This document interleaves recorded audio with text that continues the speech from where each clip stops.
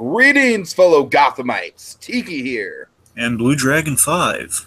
And we're back to cover the penultimate episode of Fox's retelling of the Dark Knight Mythology Season 3, entitled Destiny Calls. So join us as we venture into Batman's birthplace. And explore Gotham. It's Destiny Calling. I'm sorry. Oh, God. Okay, Dragon. Oh. I'm at a loss of words here a little bit. What the fuck did I just watch? Okay, folks. So I just sat down to watch the Season 3 finale of Gotham because we've been playing this game for the past few weeks because we've been a little behind on the recapping. And by a little, I mean a month behind. Sorry. Oh, Dragon. I told you wouldn't believe me. Wow. Let's just go through it. But just to clarify, it's a two-part. It was a two-parter, so that's why Tiki has watched both. That's why we're kind of doing back-to-back here. Right.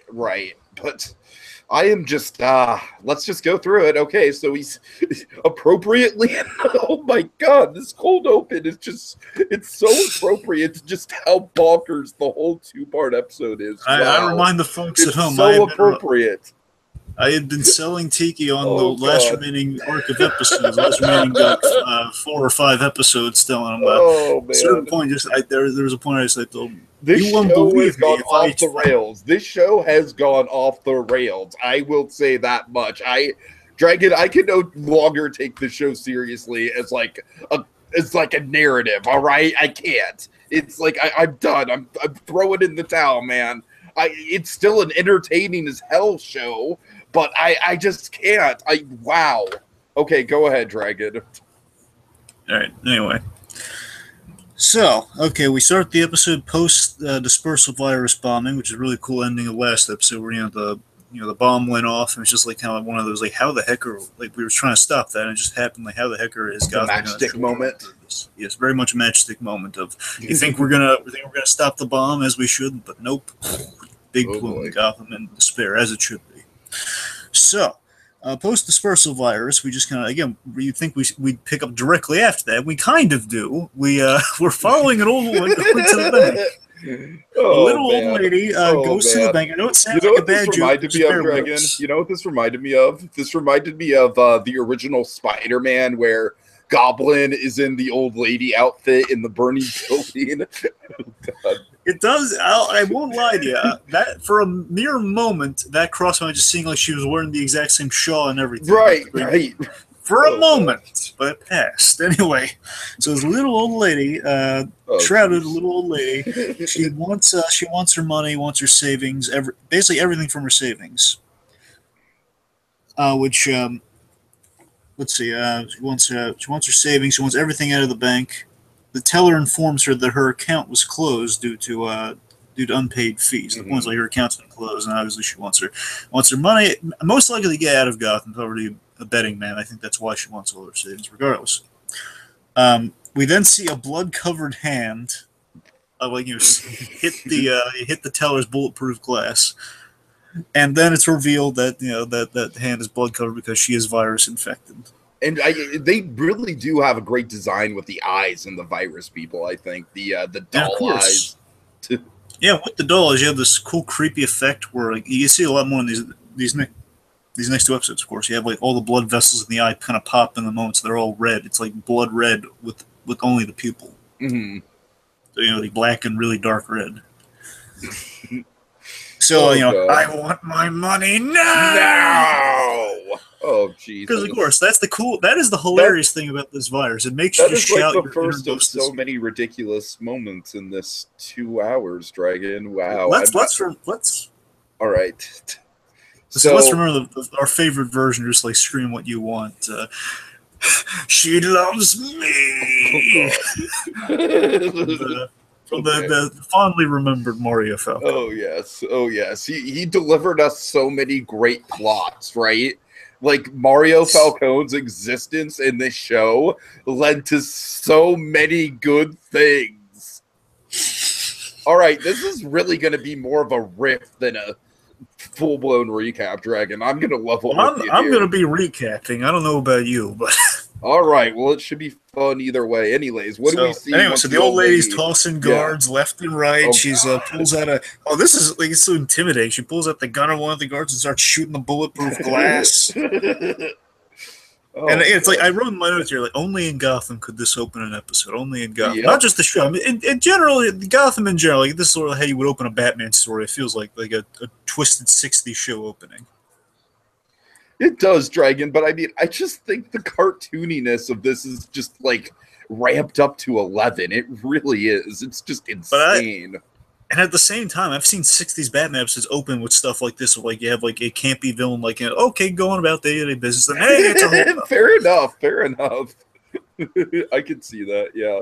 So then we have this great shot that opens after that. So either she walks out, we see from the outside. This is what I'm talking about when it's insane. I mean, don't get me wrong; it looks awesome, but it's just like, oh wow, oh they're going balls to the walls with this. That's the point, though. This is like we have to see a Gotham that is so. They've always promised this. They promised in the series Bible has always promised Gotham as a series. As it goes on, you're going to see more and more a need for Batman. Like it's desperate for a Batman. That's kind of what the show is going to keep delivering. And I'm surprised they still haven't amped down for it. It keeps going and going, getting worse and worse with like the level of damage and destruction and chaos. Right.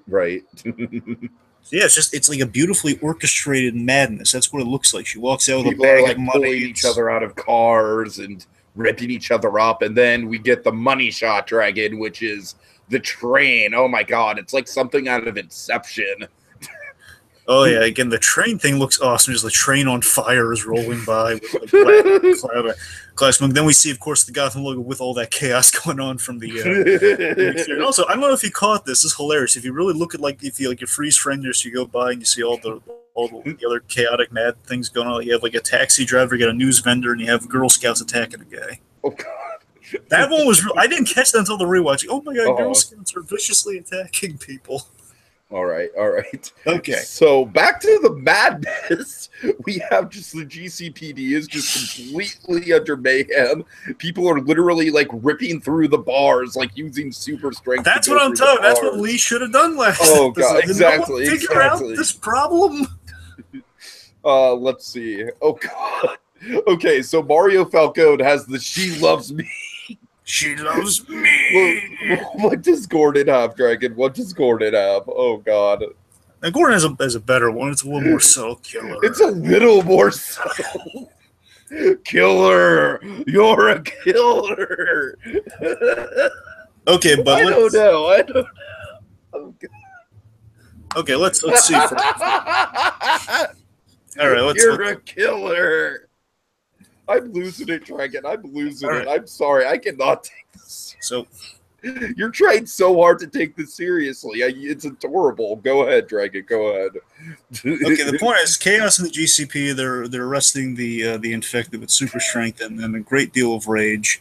And then we go into the locker room, and I love this little detail here. I mean, it's over the top, but it's kind of cool and creepy. It's like it says Gordon has the rage. To me, it's like a good shot. We're seeing kind of Gordon freaking out the mirror, and we have like this on the lockers. Like I want to say some immature GCPD cops just wrote Gordon has the rage to remind them all to be on their best behavior. It's like we know how ticked off Jim Gordon get regularly. Do not tick him off, or he's gonna. Right. So then, and importantly, the reason we're lingering on the killer thing is Gordon's hearing the whispers, which, as we know from the virus with Barnes and other people, when you hear the whispers, like it's whispering exactly, with Barnes guilty, she loves me with Mario.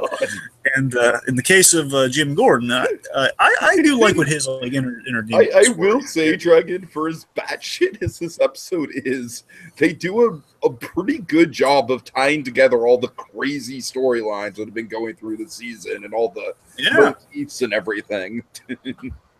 So, Jim's, he keeps hearing, you're a killer, killer. Mm-hmm. So, Jim... So is that what it's supposed to be? You're a killer, kill her? Well, no, not kill her, just like you're a killer. Okay. And then we just just kill. Sometimes it'll be killer, then it'll just be the full statement is you're a killer. Mm-hmm. Anyway. So let's see. So again, with this idea here of it was a big ending the last episode where Gordon injected himself with the virus, which of course is going to bring out some inner demons there. And I like this idea running with here. The idea of his inner truth, the inner truth that Gordon fears, he's been run away from. We saw this all throughout season 2. Is that he's just a soldier. He was killing people, so used to killing people, he's going to be so desensitized by it, making him a monster like the ones he goes after. Mm. And I do think it is one of the stronger elements of the episode. I mean, it does get a little silly at points, but it's kind of interesting, Dragons. Like, this is the second time in a row that we've had a season finale where Gordon is like either, like we've had the Clayface in season 2, and then we had this in season 3, which is a little bit more serious, a little bit more high stakes, but Ben McKenzie still gets to have fun with it. You know what I mean? Yeah, you're right there. I mean, that's why we do have some over-the-top fun with Gordon, definitely, in the episode. That's a lot of it in this one. Oh, yeah. Most definitely. We'll get there. I'm saying, yeah, it is over the top, but it's coming from this great kind of interesting point of Genesis for, I mean, there is a lot of truth in that. Again, season 2 was darkness, was kind of, he was drowning in his own darkness in place. Like, he almost shot a guy in the mouth, like put the gun in his mouth. And, again, I like that we were paying those ideas off here, which was kind of lacking from season 2 at certain points. Sure. And again, and the idea is he's afraid of killing people those closest to him. They basically taking that mentality from the battlefield and bringing it home, which is always kind of the Gordon, kind of keeping business from pleasure sort of thing. Always keeping the work divide from the home divide. Mm-hmm. Anyway, so the idea is Jim has been fighting the virus. That's why he's really kind of giving himself a stare down in the scene here. He's fighting the virus. He's trying to keep it in check. And Bullock, I love how supportive Bullock is. And of course, Bullock is the MVP of this season, as he always is with every season. I honestly think he's more. I honestly think Robin Lord Taylor was the MVP of season 2. Well, that's fair. I'm saying in general, Bullock's always. I'm just saying in season 2, Bullock was he's awesome as usual in season 2, but he's a little underwritten. Season 3, especially the second half of season 3, he's on fire. Like, they really, really beefed up his character. Oh yeah. So let's see. So Bullock's basically he's asking about asking for the gun, asking for Jim's gun, saying the cops are really on edge. They're looking for the smallest signs, and if he has a gun, they'll be double jumpy. So, just do it for his own protection. Yeah. I mean, again, it's a really logical point that Bullock's coming at it from, and he's trying to protect his friend here. Like, hey, if he's not armed, I mean, there was more of a chance that we're not going to shoot him. Mm. So no word on Lee.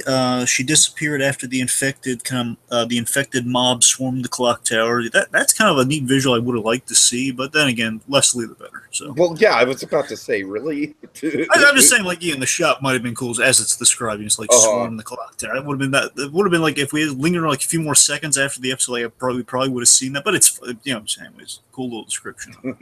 So, she's waiting. Let's see, basically. She's waiting for the virus to give in and for him to give over to the virus. And Bullock is just, he's supporting. He's like, prove her wrong, brother. Yeah. All right. There are a lot of inspiring Bullock moments in these 2 episodes. Oh, yeah. Okay, let's see. So, where's Bruce? And we cut to Bruce. Oh, this is a beautiful shot we cut to. It's like, where's Bruce? Then we cut to Bruce in the interrogation room. It's a really good shot. And Dragon, you weren't lying. This stuff with Bruce and Alfred gets pretty intense. Yeah. Can I just say, if we haven't said so already, this guy might be my definitive Alfred Pennyworth. Sean Pertwee. Yeah, Sean Pertwee. He might be my favorite Alfred we've ever had. Well, you're saying live action, do you mean period? I'm saying period. Oh, well, I'm going to Ephraim Zimbalist Jr. all the way, buddy. But I see your point. Well, I'm not as familiar with the animated series as you are, so... All right. Well, again, we'll hopefully change that once we're, Anyway. I mean, I think at this point, after season 3, I think I definitively like him better than Michael Caine, as much as I do like Michael Caine. And Michael Gough is great too, and I love Michael Gough. But we've had this discussion many times. You can't cast a bad Alfred, but Sean Pertwee just really, really does it for me. I mean, he just gets the emotions of it down so well. Anyways, we'll have plenty of time to talk through that. So we have this great shot of Alfred concerned Alfred looking at Bruce's reflection. Like, again, really this excellent kind of framing. These last 2 episodes, I will say, are really well directed, especially the last one. In terms of good cinematography as well. So it's really just well put together. Let's see. Alfred needs to, Alfred's telling Bullock and Gordon as they walk in, he needs to talk with them. And we have this hilarious line from Bullock: "Are you sure it's not a clone?" Oh, God. And that's the last reference we have to. Which again kind of speaks to just how down the rabbit hole we've gone this season.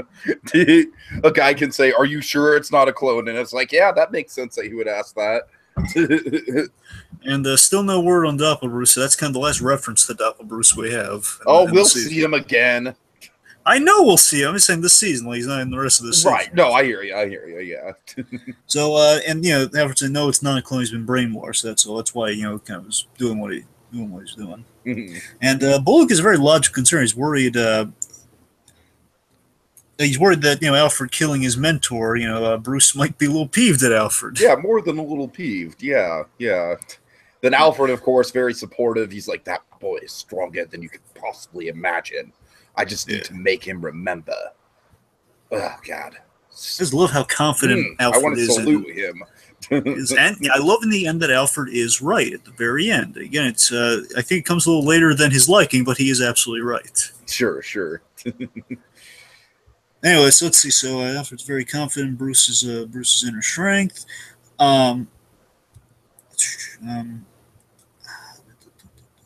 We have a Hugo Strange callback. As long as he doesn't leave the precinct, basically a little throwing a little shade at Alfred. Like, yeah, you let Hugo Strange go. God. And I love how Harvey explains it, like, yeah, well, when you were buried in the coffin and the city was about to be virus bombs, some decisions had to be made. And then we get a great line, yes, I'm blaming the butler. So, what gets us there is, Lucius enters with news.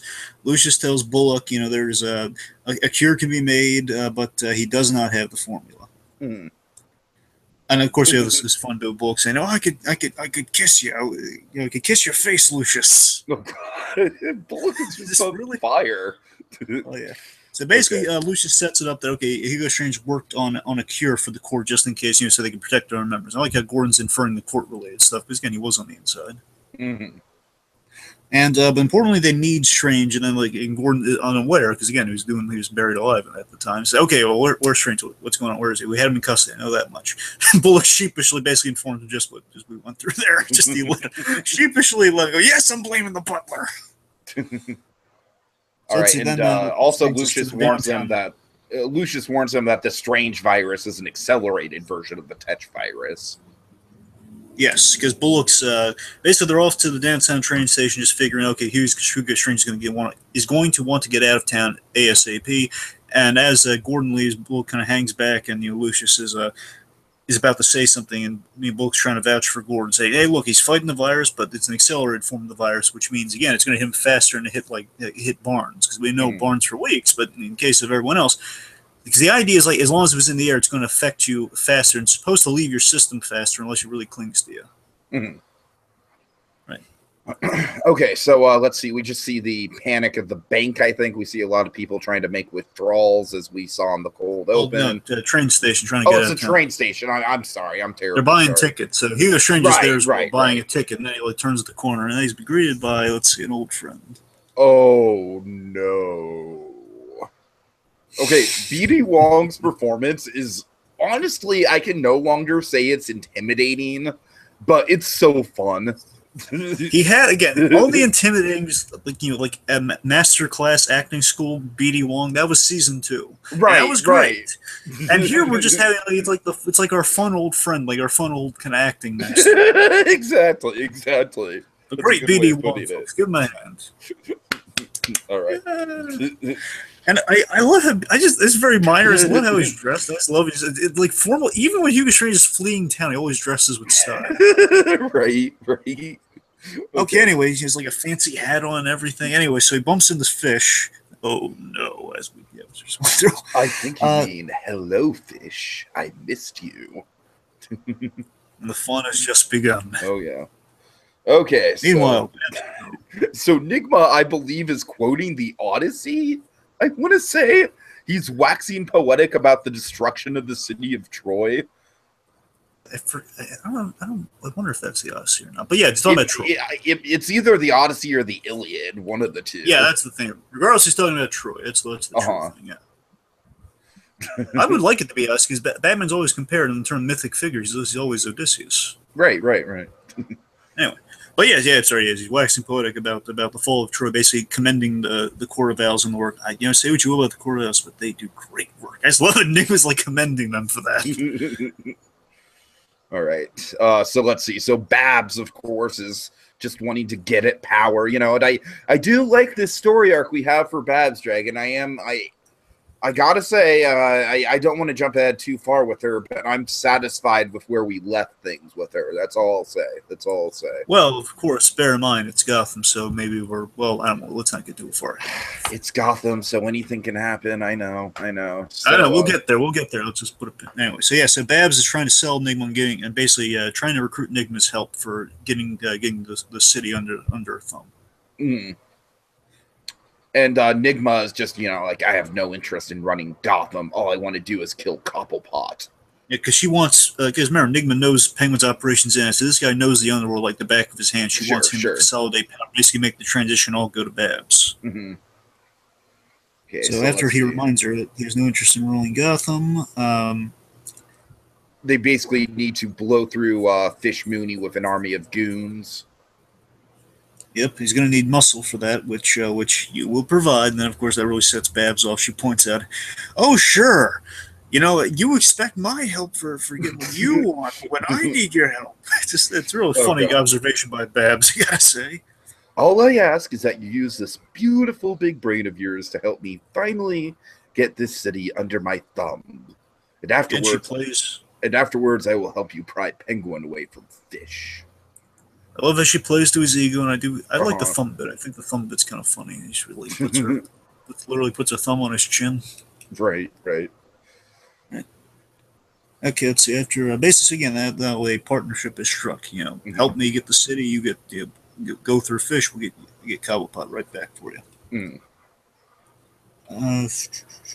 After that, I guess we go to Fish then. Yeah, we're fishing. Fish and Strange, yeah. So Fish is not upset, impressively. And, Fish, he's been really keeping it in check and in perspective ever since she's come back, which is impressive. Despite Hugo Strange working for the court, which, again, you don't refuse the court. Which, again, is very true. And I like how we still keep the fear alive from Hugo Strange. He was terrified when he was going away, because, again, he knew the court was going to be after him. Oh, yeah. Okay, so let's see. So basically, he spills it on everything that's going on with the virus and how he has the antivirus and everything, I think. Yeah, it has just what she knows he was cooking up some horror, and that's just what she needs right now, some horror. Basically, she needs an advantage because she doesn't really have an army of... She doesn't have an army of monsters. She has a few at her disposal. And she tells... he tells Fish about the virus, the whole virus plot from the Court of Owls, just what the whole deal with that was... thousands infected, and all the basically Fish reminding him that she wants the army that Strange promised her until the city's in the palm of her hand. Oh yeah. And basically, then Hugo Strange support team, they have a very unnecessarily harsh exit, just like a guy unnecessarily knocks a guy out on the way. All right, so we're back with Bullock and Jim. Bullock answers the phone, and he gives the reaction that the viewers have had all season long to Lee. Ah, jeez. Yeah, while they're at the station too. That's another important point. They're at the station while they're doing it. So he hands the phone to Jim. It's like, oh god, it's like the ex-wife call. It's like, oh god, it's your ex-wife. Why is she calling me? I still want to just edit together something regarding the Lee. God damn it, Lee! just Ben McKenzie in a box screaming at the top of his lungs. Lee! Oh god. Anyways. Lee! Anyway. Okay, so I've got most of this monologue. So set it up. So Lee, in a very over the top, full of herself manner, she's basically I abbreviate it like so. I wrote in quotes. It's a cartoon. Ooh, I'm evil. It's a cartoon. It's very much like, ooh, I'm evil. So basically, she's snidely whiplashing it. Yeah, and in his apartment, basically saying, "Ooh, guess where I am? I'm in your apartment. I'm evil." Oh, God.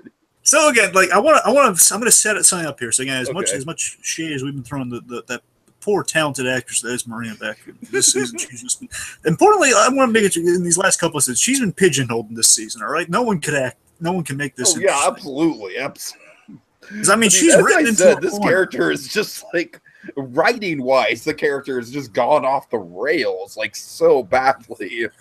Because you got to remember, they had the forcefully. What they did is they forced Lee into the season. They have to make her like They have to do the, they did the annoying love triangle thing in the first half of the season. And then of course we had the infamous cliffhanger with Mario that I foolishly thought might lead to something. And again, it's just they kept writing themselves in the corner after corner until now they're like a really teeny tiny box. Again, it's like we need to bring Lee back, but we've already moved Gordon on in the story. Now we're going to throw her back in the things, and we have to plot wise we have to make it so logically Gordon wouldn't go back with Lee, so she doesn't like him, or she's with Mario, and then things get worse. And then, well, what are we going to do now? We're out of ideas with Lee. Make her evil. I don't care. Valerie Vale died for Lee's sins. Again, she's alive, Tiki. Well, I know, but she got written off the show for Lee. She got shot for Lee. Yeah, there you go. Yeah. She got wounded for Lee. She took a bullet for Lee. Oh, God. Okay. Unnecessarily. So Lee's in this apartment. She's really gloaty and stuff. How's it go? Oh, is that blood rushing through your veins to your heart yet, Jim? Is it beating faster and faster? You don't have to fight this. The cage is finally open. You're free. I thought you loved me, Jim. I thought you wanted us to be together. It's like Bab season 1, I swear to God. Yeah, this is the only way, Jim. Just listen to the whispers. They'll lead you to me and tell me.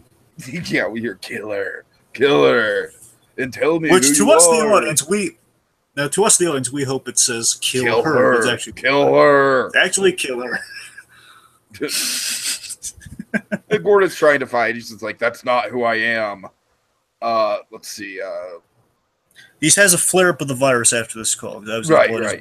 She's kind of playing into she's trying to coax him into like fully losing himself. Mm. And let's say this. I mean, just to nail down like the specific Barbara stuff. All this stuff here. This is definitely that horrible episode in season 2, Barbara. Yes, very much. This is the wedding plot, Barbara. That's what this is. Oh, God. Literally, they did the wedding plot. Only instead of doing a wedding, it's just like, hey, run away with me. That's the plot. Run away with me. Oh, it's like Baby Driver. It's the honeymoon version of Barbara's Plan. Oh man, Dragon Baby Driver is a great movie that's out in theaters now. You should go see it. I hear good things about it. I know. I hear great things. Yeah, and it's basically like a runaway movie. It's basically like a hey, guy falls in love with girl and wants to run away with her.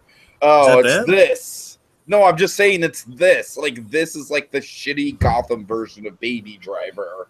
I'm hearing so many good things about Baby Driver. To be honest with you, I'm not over the moon about it. We'll talk about it off camera. Anyways. Right. Anyway, yeah. So, sorry, folks. Little Baby Driver tangent. Anyway. So, after it's probably my least favorite Edgar Wright movie. I'll say that. It's my least favorite Edgar Wright movie, though. Anyways. Okay. Let's see. So again, point is, Jim is now, he's starting to flare up. Bullock has a Hugo Strange sighting.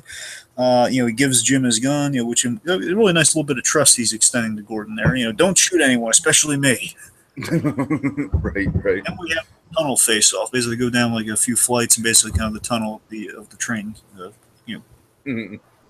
Yeah. So Bullock is surprised to see. My goodness, you look awful. Good to see you too, Fish. He wants Hugo Strange, and Jim's basically someone's putting the offer out. Hey, give us Hugo Strange, you can walk away. Mm-hmm. And again, Bullock's appealing to the history he has with Fish and with Gotham. Like, come on, you love this city. It's bleeding to death. And basically, this dirtbag here, like this dirtbag can fix it. And then that said dirtbag gets really excited over Gordon having the virus. I can see it in his eyes. He has the virus. Yeah, which is great. So Jim he's desperate to get Hugo Strange. He's really ticked off at the same time, which of course caused the virus to flare up even further, which of course gives it away to Strange. And enough talk. And Hand him over now. And I love this. So after the amused Hugo Strange bit, Fish. I love they paid this off. It's real subtle, but way back in episode 2 of season 1, Fish had this moment with Gordon where he says she saw danger in him, and now she's seeing danger. Yeah. Oh man, that's a good call. Yeah, she's like, she's finally seeing that danger in Gordon's eyes, kind of fully realizes more. It's like kind of a neat little, like, oh yeah, it's a deep cuts callback. It was like, oh, please, but we still haven't seen her tear anyone apart with her bare hands and her teeth. But unfortunately, no. But I think we've just held on to that one just because of how it sounded. I don't think we'd actually ever plan on paying. Right.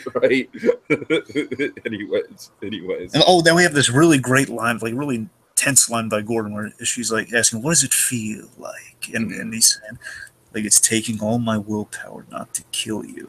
Oh man, that's a cold. That's an intimidating Gordon right there. And this gives Fish the idea to use Hugo Strange's leverage via the cure, via his cure. Basically, this little interaction here. And before Jim and Bull can fire their weapons. Is that true? Are you the only one that can stop this madness? And then Strange just like, Right, so as they're about to fire, the opposite of fire happens. Yep, enter freeze. Oh, God. Yep, good. I wish we did a little bit more mysteries, but he has a good role in the next one. He has a really good play. I mean, I honestly think the show is using him pretty good when it comes to just, like, being a good kind of visual muscle guy. Yeah, he's a lot better than you need that much depth to him. That's fair. I mean, then again, we could always still develop in the future, though. I mean, it might sure. But I will say, I think they used him better as muscle than they did at the end of last. They really forced him at the end of last season. Oh yeah, definitely. Because he was just, hey, look, it's Firefly and Mr. Freeze. Oh God. In this case, just like, hey, Mr. Freeze doing what he would actually do, freeze things and be useful. All right. So, Jim, let's see. So Fish now has her monsters with those. She's really gloating over that fact. Jim's really mad, which is beginning to worry Bullock. And before Victor cools them off, as he's freezes the gun out of their hands, he's about to ice them, quite literally. Mm-hmm. Jim, I love this. He uses his strength. He pulls down this water pipe. So basically, it absorbs the freeze blast, which creates a frozen waterfall, essentially. Yeah, essentially, it's this giant kind of ice wall in between, which of course reminds me a little bit of X2. Yeah, that's really cool. I like that ice effect a lot. Yeah, and so Fish, and again, we have this the real Jim Gordon. Such a good callback. You at last. Again, it's such a great callback to way back when. You're neat. right. So Alfred, meanwhile, Alfred. Yeah, Bruce and Alfred are. Bruce is having tea with Alfred and Dragon. I gotta say, Howard Hamlin. He's a really nice guy. He's really supportive to Bruce's cause. Word on the street is that he's raising a get well soon Bruce fundraiser at Hamlin and Hamlin. That Howard Hamlin, he's a philanthropist. That young man. Anyway. I had a much funnier Howard Hamlin idea. Okay. The idea, what Alfred all these years he's just lied about making tea, and actually Howard Hamlin was staffed at Wayne Manor, and he actually made the tea. So God. He's like Alfred. He walks in the kitchen. He pushes a little buzzer and like from another room. It's like, oh, here you go. All right. Alfred.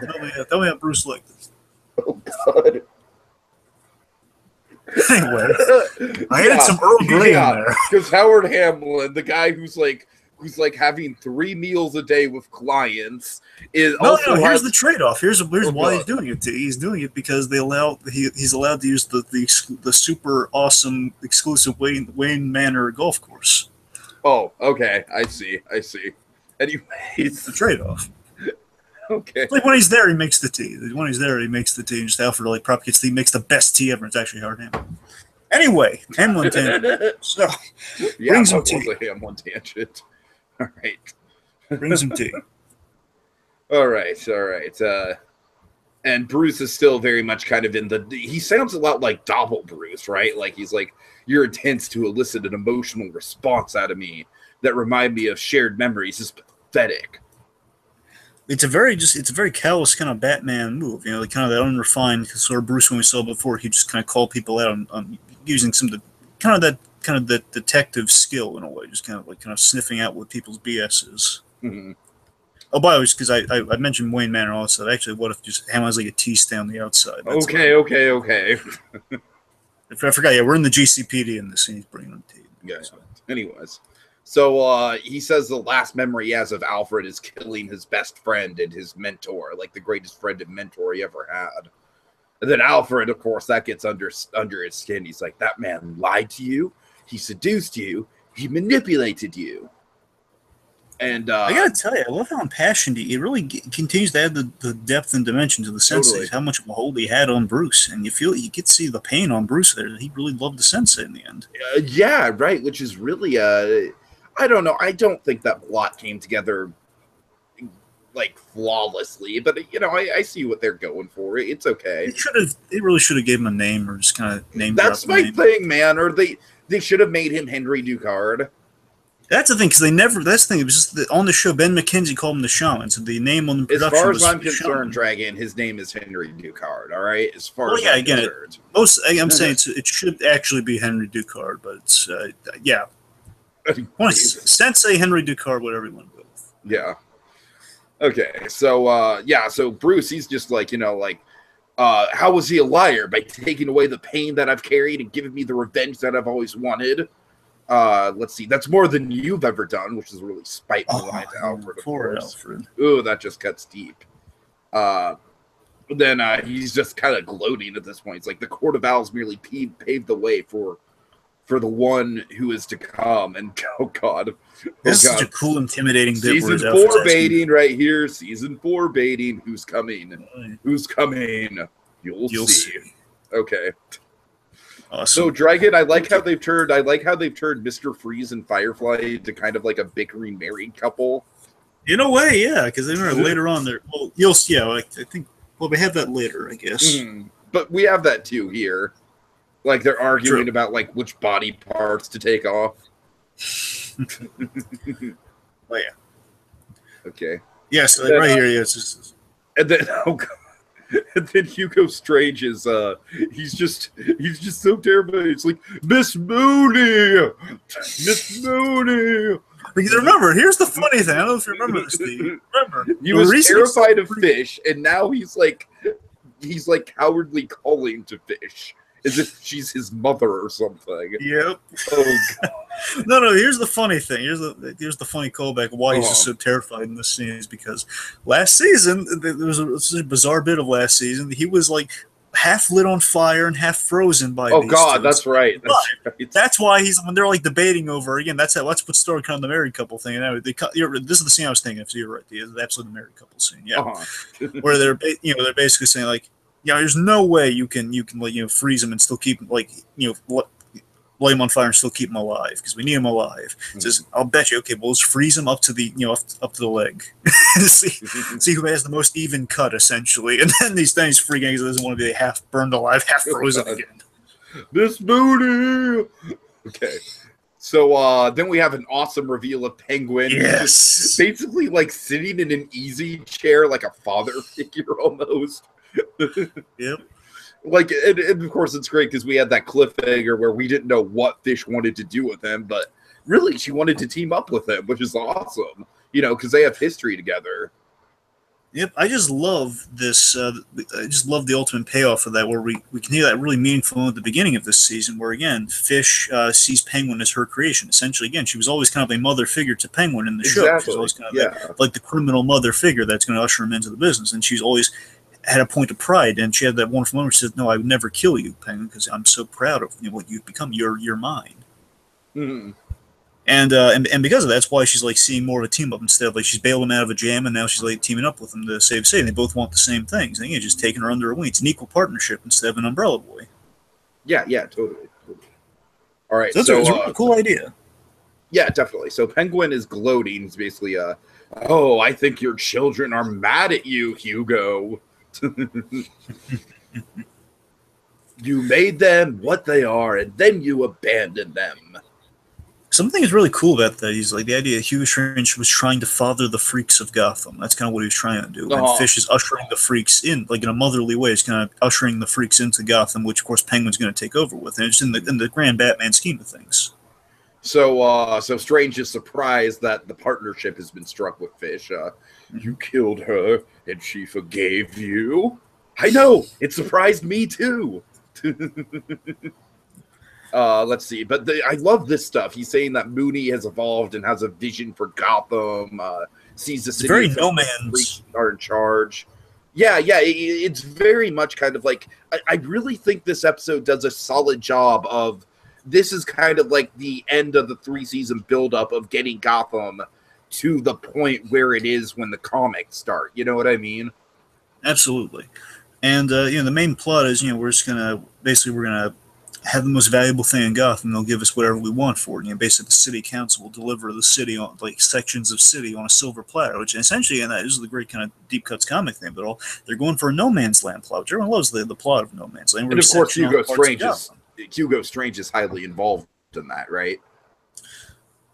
Well, that's more the Arkham City game, which is inspired. Yeah, you're right. I am more thinking Arkham City. Yeah. But you're right. I mean, it's absolutely inspired by No Man's Land. So you're not far off with that. Just you're just not. Yeah. Anyway, but it's still a cool idea. Anyway, Arkham City really was my main point of reference for Hugo Strange before the show. So absolutely, Corey Burton is in that plays Hugo Strange in that. Oh yeah. Which is very appropriate, right? Because Hugo Strange does have kind of like a ghost host style delivery to him. Yes, I am your host, your ghost host. So Hugo Strange let me issue you this chilling challenge, Mr. Freeze. All right. Oh, imagine if they in that movie if they had B.D. Wong as the ghost host.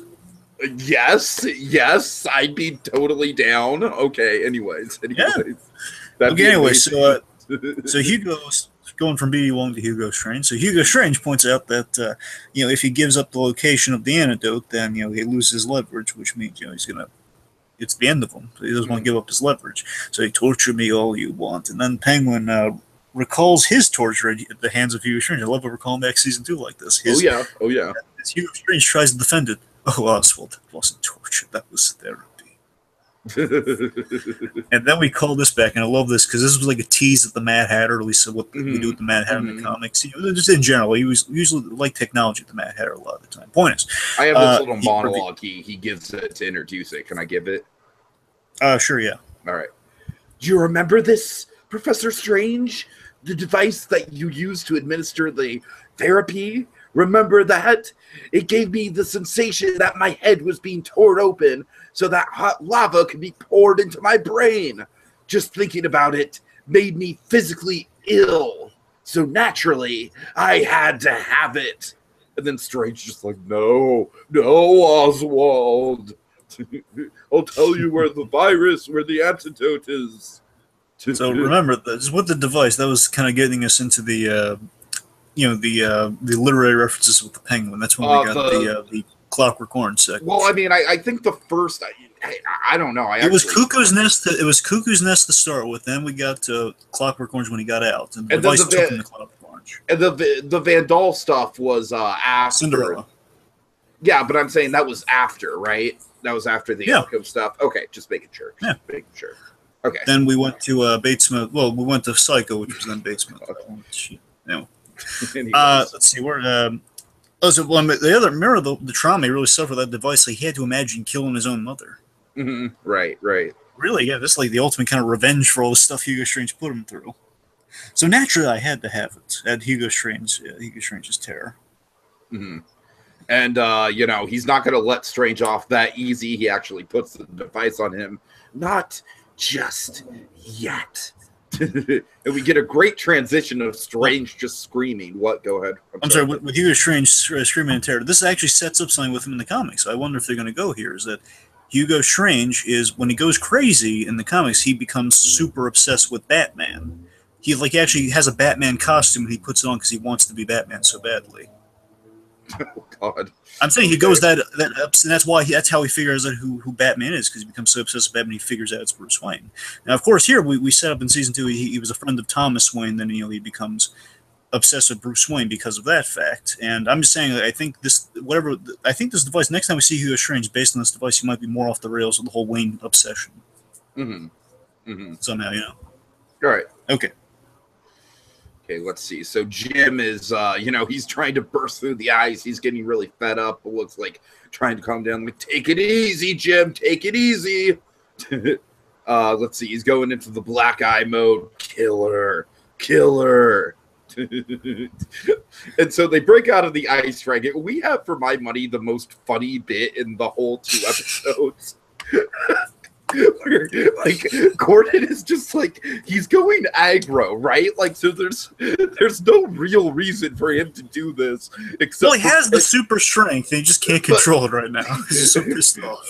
Well, I just took it as like, yeah, he's just really pissed off, and he just like he tries to open Bullock's car door and just rips and he takes the whole left door off. Oh god, the timing of that was great.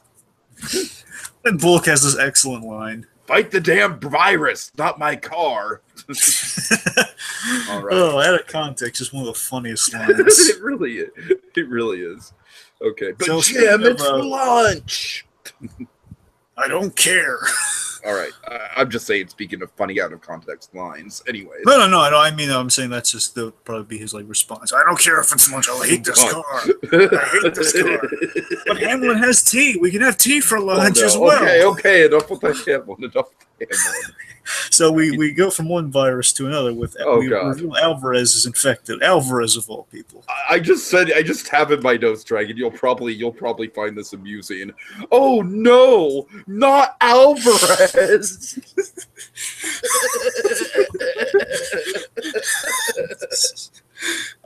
Here's the thing. I had that reaction when I was watching it for the first time. Like, not Alvarez.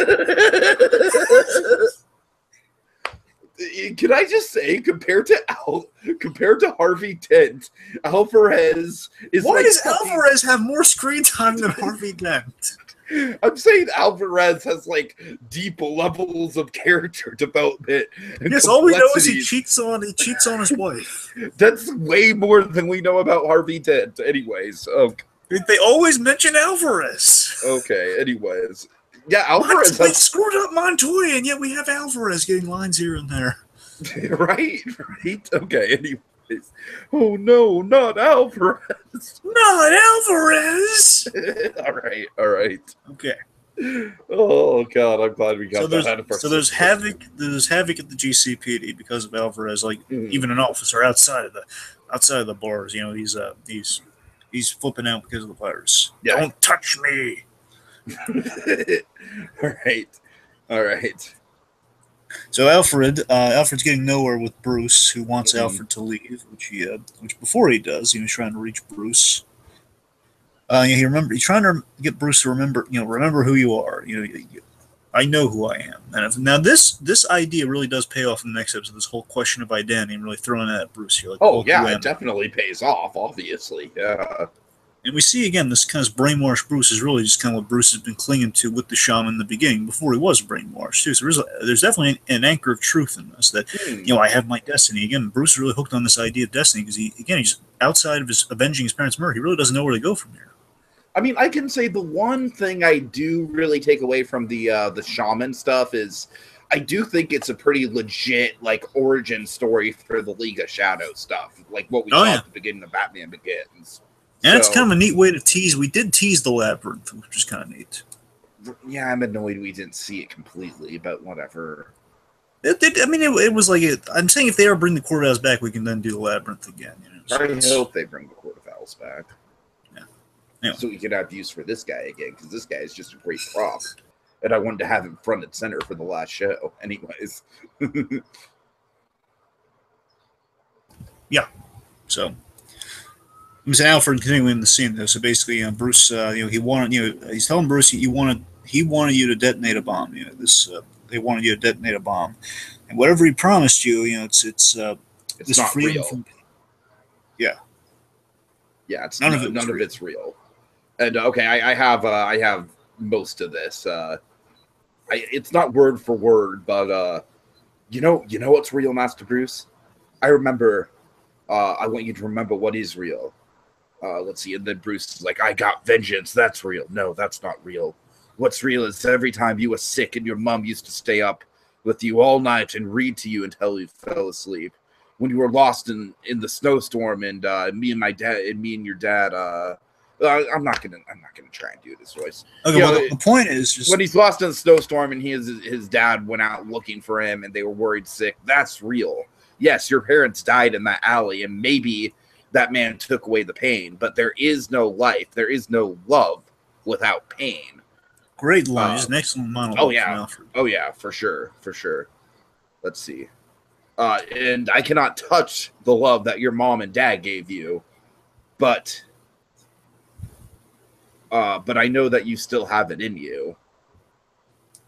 The same love I have. The same love I have for you. I would do anything. Yeah, I would do anything for you, Master Bruce. I would die for you. You must find that love again. Come back to me, Master Bruce. Oh, God. Get that guy. I mean, the Emmy crowd is just really stacked this year, folks. But seriously, John Pertwee deserves some praise. Just a fantastic scene, absolutely, man. Again, it's that... it's so great. And it's... I think a lot of this does actually reach Bruce to a large extent, but again, the destiny is a strong thing at the same time. So I think I think it's starting to seep in at this point. So I think this does help him kind of with the ultimate thing that happens to Bruce. Sure.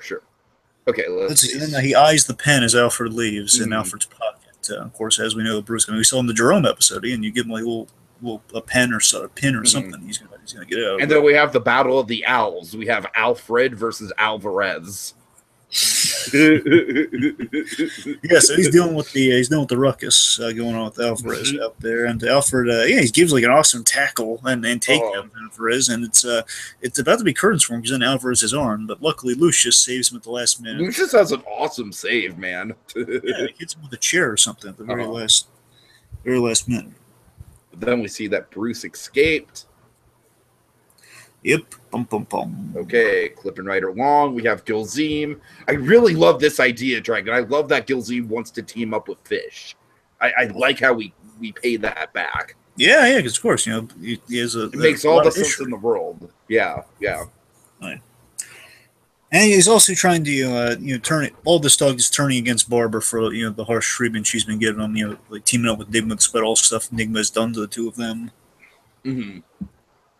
Yeah, again, the idea of earning points with Fish by kind of deciding with her, and of course, the history basically might be a smooth transition, but logically a way to kind of survive like a coup like this. And before they kind of talk about it further, Lee enters, and I just have in my notes, "Oh God, don't do it, Lee! Don't do it! Don't do it, Lee! Don't you do it, Lee! Don't do it!" So Lee enters for a Barbara-esque moment. Yep. She's looking for Barbara. Oh God! This is like the tables have been turned, Dragon. The tables have completely been turned. Oh my God! What is going on? So literally, what she's doing here, she's just trying to literally kill time here. I will admit that I do like her little line to Butch about like, oh, they should have like, you're more like a shoe shine boy. They should give you a little stand out in the front, a cute little hat. We have to give. That was amazing. That's the thing. A part of me likes the dialogue in this scene. I will say that Marina Baccarin as Evil Lee does have some fun with it. All right, I'll give her that much. I think in the grand total of these two episodes, I think she has at least. I know the last moment is probably we'll get there. Last moment is definitely like a big kind of like. Anyway, the point is with Evil Lee, we have two moments. I think one episode, one here and one in the next episode. They're at least, or if not redeeming, then tolerable. Mm-hmm. Lee. Yeah. But I'm saying like this stuff here, I mean, out of context. That's one of my arguments. Like out of context, we have two Evil Lee moments that are actually pretty good, like pretty fun. Like even just Marina Baccarin acting without knowing like all the stuff that led to this moment. It's a pretty good scene. Mm-hmm. Aside from that, anyway, so she's entering to kill time. She calls Butch an errand boy and. Yeah, then we do the shoe shine thing. So it's give you a little stand, give you a little hat. I'm just retreading, like you said. Moving on. So, I'm sorry, I thought you wanted to continue on with it. Oh no, go ahead. Go on. Anyway, so she's making fun of Butch, and of course, like Butch's like, "Oh, I'm tired of getting all this guff," because poor Butch, he always gets the guff. Right. Selena's making fun. Everyone makes fun of Butch. Poor Butch, and Butch tells her to leave, and then. he discovers at the worst time that she has virus in her eyes. And he's tossed across the room. And this is where I'm just like, don't do it, Lee. Don't do it. Don't do it. He then gives Tabitha the business, stating that I like her just kind of giving a really harsh critique about Tabitha here. I do kind of like that, right. Saying she's basically saying she's dumb and she's not. She's the sidekick to Barbara, and that's all she'll ever be. Like Barbara she was to her brother. Yeah, exactly like she was to her brother. And she's just like really drilling in, like, oh, tell your boss that next time I see her, I'm gonna rip her head right off her body. Bye now. Again, it's like Gordon has this thing where he has very jealous exes. He just really does. Yep. Okay, so Bruce is wandering around with all the crazy people on the streets, and Alfred and Lucius are kind of tracking him from a distance. Okay, let's see. Meanwhile, Strange is leading the gang of freaks to the antidote. We see like a big kind of like almost kind of like a fishbowl of it. You know what I mean? I don't know how to describe it. Fishbowl? What do you mean? Well, of the antidote. Well, there's like a few vials at the antidote. It's not really a fishbowl. Oh, anyways. Once diluted, there is enough here to cure every infected person in Gotham. Yeah, I think there's like 6 vials of cure. Yeah, that's the thing. Diluted, and you can make various. Mm-hmm. Let's see. So, oh, by the way, I like the fact that Freeze, while they're having some small talk along the way when they're going there, Freeze likes the. I'm sorry, no, Tika, we glazed over, Sam. That's why I'm a little thrown off here. We glazed at the Bruce Wayne walking down the street scene. We didn't glaze over it. I said, okay, we have Bruce Wayne wandering around the street, like with the crazy people. Alfred and Lucius are tracking him. What more? I'm sorry, Tika, I could have sworn you said Hugo Strange walking down the street before. No. I said Bruce Wayne is walking around the street with crazy people, and Alfred and Lucius are tracking him.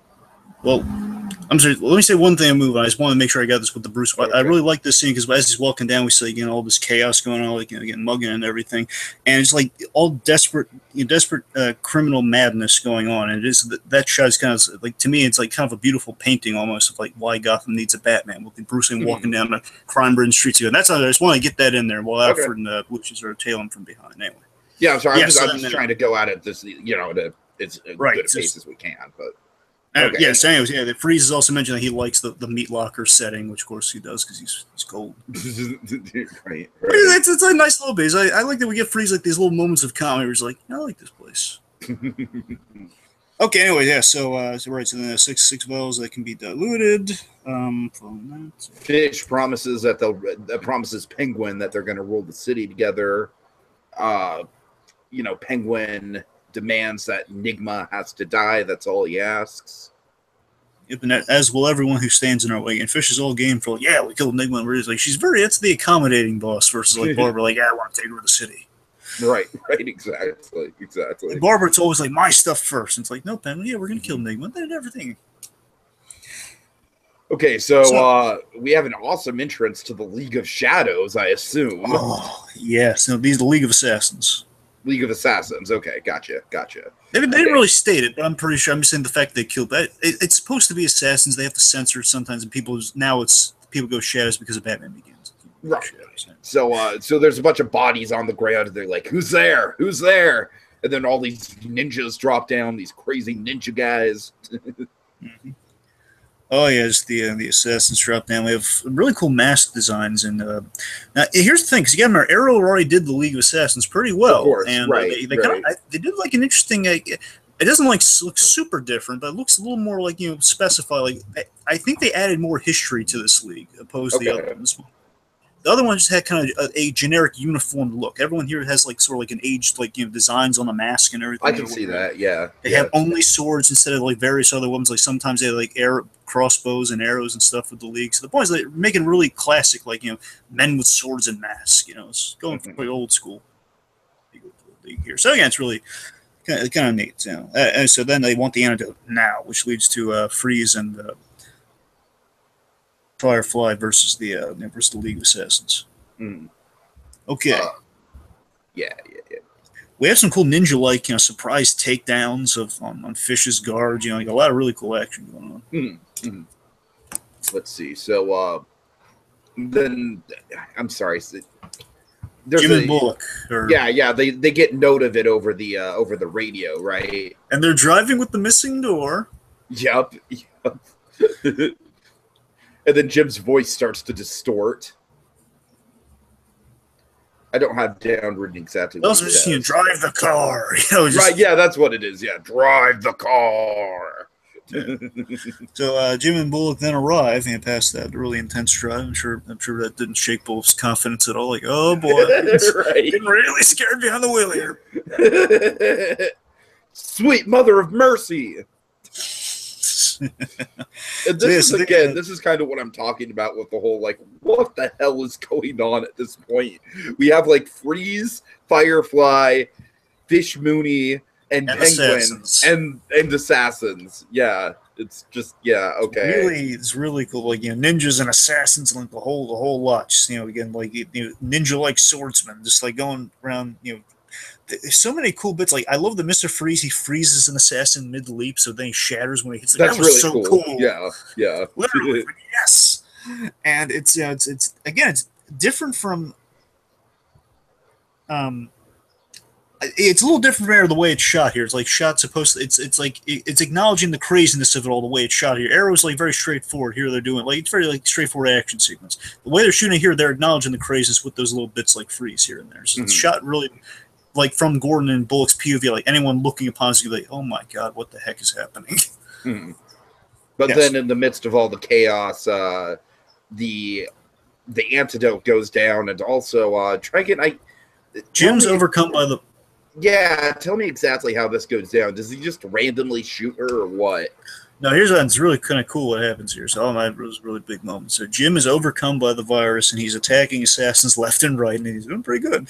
And, he's like stabbing them with the sword, and then he does some like brutal throws and stuff. Anyway, so he literally breaks and kills them left and right. Like, it's really he's armed with the sword, and that's when he's starting to impaling guys. In an addictive frenzy, like on the battlefield. So now again, it's just his virus is giving into kind of that killer instinct he's developed, and instinctually, accidentally, but again instinctually, just from behind him, he's swinging wild. And he impales and kills Fish Mooney, and she's holding the cure. And when basically in doing so, she drops the cure after she's stabbed.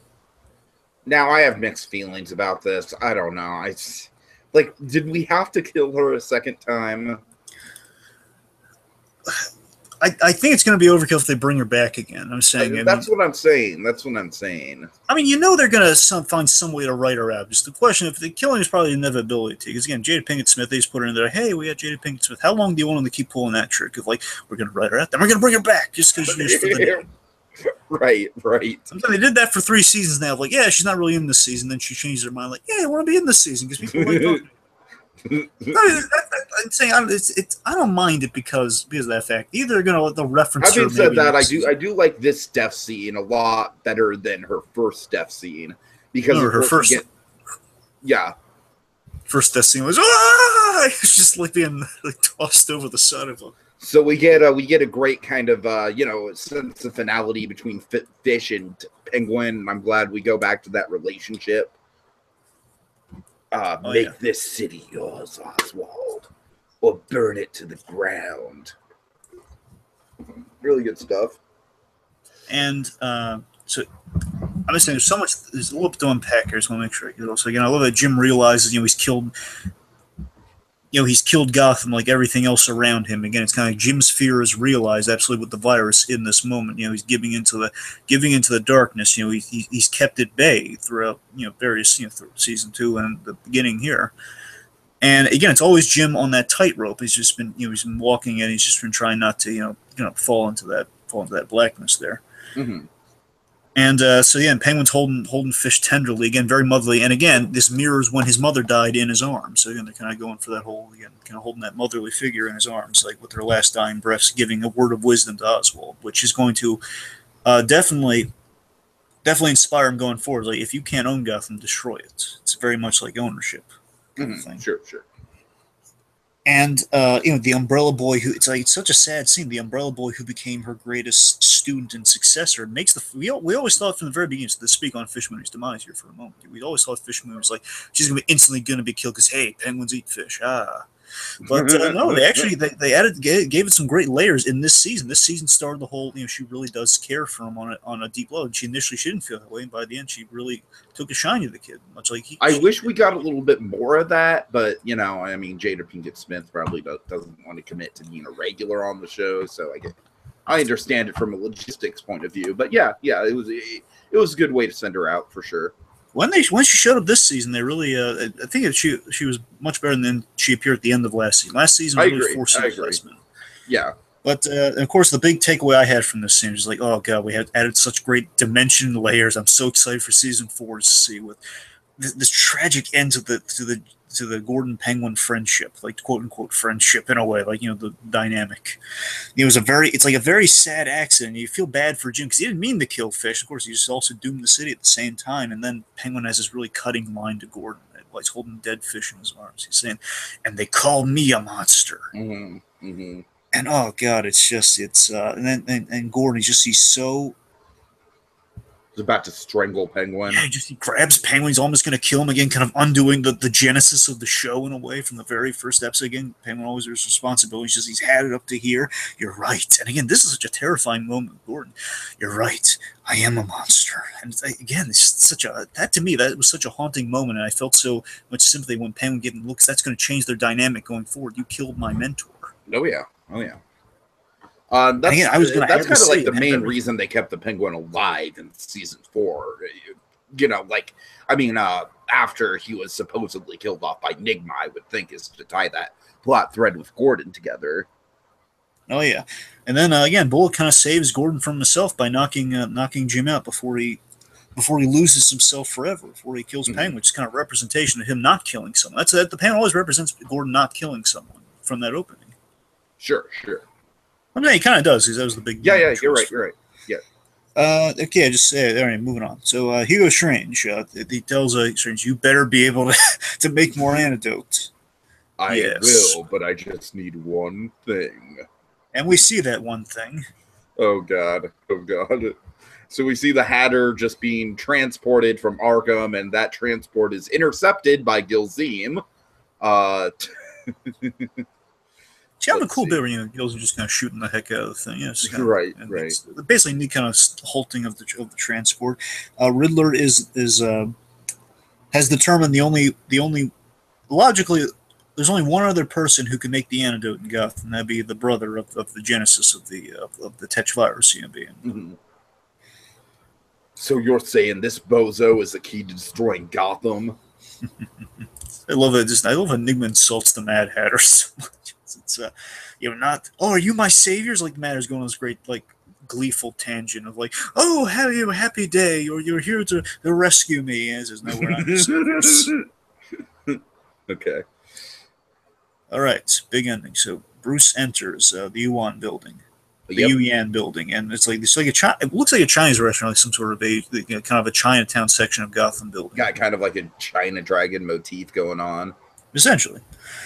And I love this idea. I never thought that it's when they did this, I thought it was such a cool idea. I don't know if we've ever seen this at Batman. It's such a cool idea.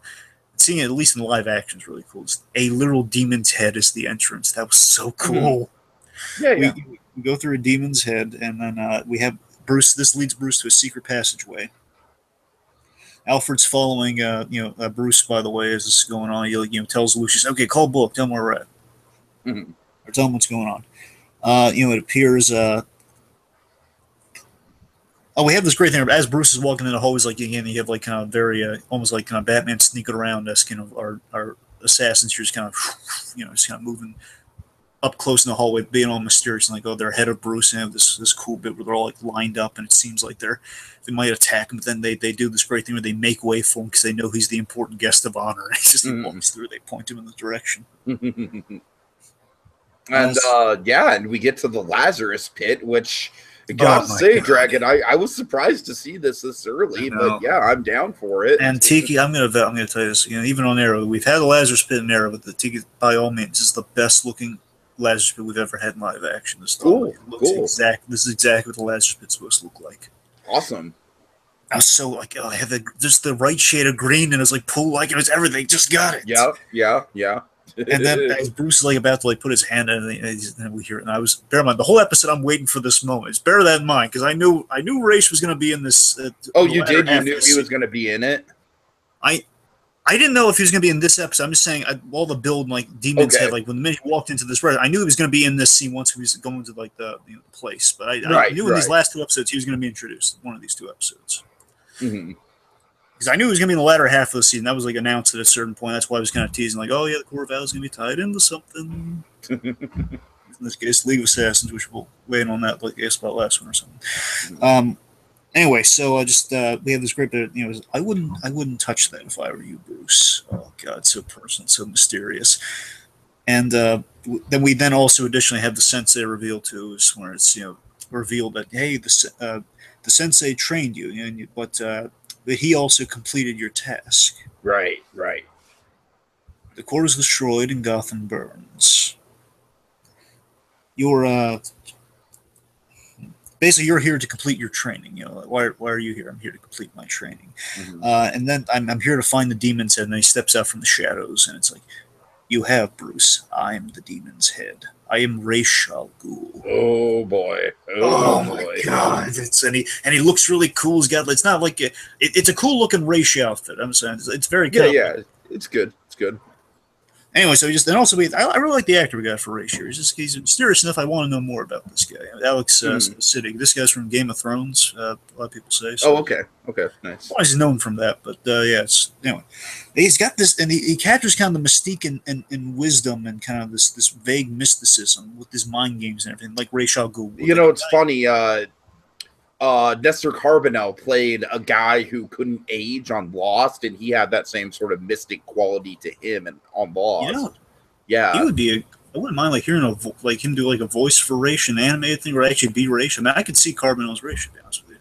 I could see Carbonell's Ra's. I could buy it.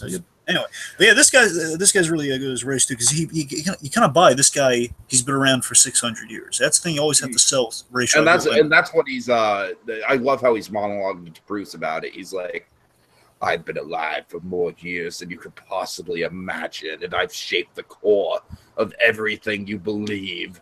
Some say I'm a demon. Some say I'm a ghost. Let's see. In all my years of travel, there's one thing I've never found: a true heir. Oh yeah. But I love just the almost Shakespearean like pathos that he has to those lines, and how mysterious he is. Right. And let me just really cool. Let me acknowledge something of Ra's real quick. Just this whole reveal here, because now we finally got it. So I'm so excited with the thing of Ra's because it makes sense that to tie in the court with the League of Assassins, because the court's been around as long as Gotham has, which is roughly 200 years, roughly. And Ra's al Ghul has been around for 600 years, so it makes sense he would predate the court. And if he's tied into the court some ways, like he didn't build it from scratch. The court possibly came to its own. Then he works with them. He's overseas. That was just kind of the court being subservient to this older, more dangerous source. Is like really right. It's like a perfect logical mix that I never thought of, and they never really have done in the comics. It's kind of a neat idea. I really was jazzed on. Yeah, it makes a lot of sense. Yeah. So when they announced Ra's, I'm just saying, kind of put that together, what they're going for there. It's, oh my God, it's brilliant. so yeah. Anyway, yeah, he's really kind of building the mystique there. And it's like if you basically knew what I've done and saying it would shake you the core of everything you believe to be true. Anyway, so then he's going through the points, and he points out that he knows, and it's the fact that he knows this. Even there's no logical way he should know this. He knows that Bruce didn't push the button. Right. I just love that goodbye that he somehow had an assassin in the room somewhere that was goodbye. He's importantly, Bruce says Alfred distracted me. Alfred giving the name to the face, giving the name to what happened. I know you're very. He's very comforting and very fatherly, and that's the thing you always want to do with Ra's al Ghul, because the kind of the deep down idea of Ra's al Ghul is he's the father figure that Bruce Wayne always kind of wants to replace Thomas Wayne on some level. I mean, he doesn't want to replace Imperium. I'm saying he's always that next father figure to go to. Fill the void. So and basically that's why I'm giving you another chance to complete your journey. then Alfred is delivered, and he's delivered by the assassins, and he's all by the League, and he's all confident, cocky, and he's like right off the bat, he's like showing disrespect to Raish, and he's just like, oh yes. Oh yeah, I let these ninja monkeys get the better of me. Because Alfred, with all his heart, he knows that Bruce is not gonna fall in with Raish because he's convinced of it. So Alfred, Raish is just kind of talking about, like he has a good line. This man is your past, Bruce. Now embrace your future. That is and Raish. It is. Yeah, great line. And they've also said, Raish, yeah. I'm sorry. Go ahead. I'm sorry, I just want to get in there because it's kind of important. Like going forward, they've kind of said, if we do more stuff with Raish, it's most likely going to be, Alfred versus Raish in terms of who's going to be kind of like the father figure, the Bruce Wayne. It's a great angle to go with it. That works really well. Yeah. And tying it into past and present, like being past and future like that. Again, Raish is the path of the future closer to what Batman will be. And Alfred, of course, is super fundamental in that, but he's tied into the Wayne family. It's kind of Bruce Wayne versus Batman in a way. Of course. So again, he's basically presented with the option, kill your past so you can move forward with your future. He hands Bruce a sword. And this to me is reminding me a lot of Arkham City, handing Batman the sword and stuff like that. Kill him, fulfill your destiny. And oh my God, Alfred's final appeal is do you have it? Oh, let me see. Yeah, I think I do.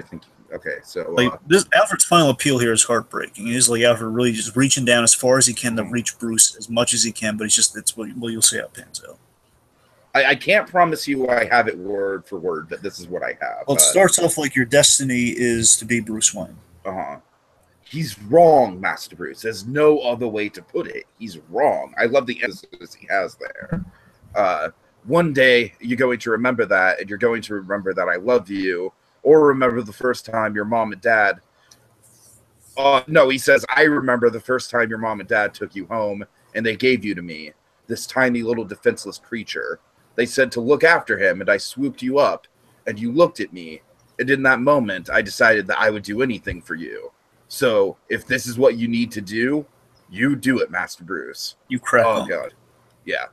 Oh, but like I said, Dragon, I don't think it's word for word because there's a lot of words in a short amount of time. No, that's roughly it. That's pretty much it. Yeah, that's the gist of it. Yeah. It's this idea that Alfred, I just love this like spoke in the wheel of kind of Wayne history. This idea that these are like they kind of covered some moments here we really don't see often in the Batman comics. Yeah, when Bruce is brought home as a baby, Thomas Wayne probably delivered himself, being a doctor. So it's the idea that Alfred made a vow, much like Batman makes a vow to Bruce Wayne makes a vow to his parents, just like making a vow, I'm going to look after this kid, and I'll die for this child, like anything. That's a beautiful, beautiful thing. And again, Alfred just willing to die for Bruce. And after he said again, Alfred's made his peace, like I'm either going to die here, or he's not going to kill me. We'll see what happens. I'll die if it's going to help him along his goal. That's my purpose in life. It's such a fatherly, wonderful thing Alfred's kind of saying there. And then. Now, of course, the comics fans, they know where this is going. Absolutely. Lazarus Pit, Alfred. They know where it's going. Yeah. I have down in my notes, like, Lazarus Pit, anyone? But yeah, seriously, folks, I mean, you got to imagine, in the moment, that's still, he made the choice, though. That's the thing to really take away from it. He made the choice, and it's still a traumatic thing to see, and it's a great way to end an episode. He kills Alfred. He stabs him, he impales him right through the chest. And the whole, like, Bruce Wayne never kills people thing, yeah. That's the thing. Bear in mind, he's still under mind control for this. But, of course. It's the fact that Bruce is going to be haunted by this. Actually, he killed the last remnant of the Wayne family here. It's a really traumatic thing he's done. So let's not lose the sight of that. Well, people kind of patch up. Oh, it's obvious, but they're going to telegraph what they're going to do. No, I hear you. The point is more. More the implication of it, the moral implication of it, for sure. Plus, for anyone out there, I'm sure it's like a cool, like, oh, they have no idea what the Lazarus Pit is. And like, oh my God, he's killed Alfred. What the heck's going on here? Right.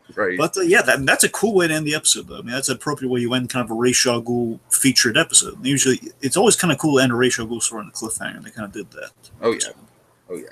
That's the end of the episode. Wait, no, it's not. Well, I mean, that's the end of the first part. No, it's not.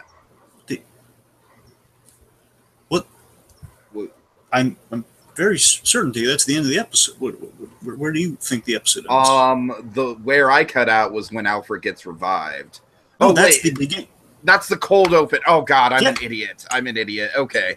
Well, spoiler alert, folks. But you already know that. This is old news. Got it, Dragon. I'm sorry. All right, so final thoughts. Final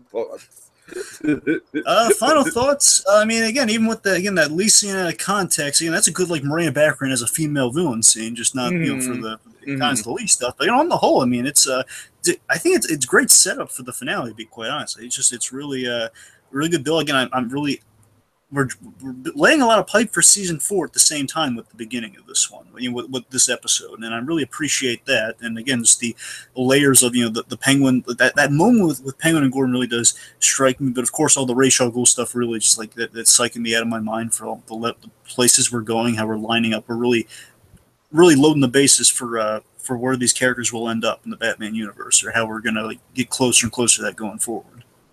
Right. Yeah, I enjoyed this one. Yeah, it's a good episode. Some cool visual stuff going on with how chaotic everything is.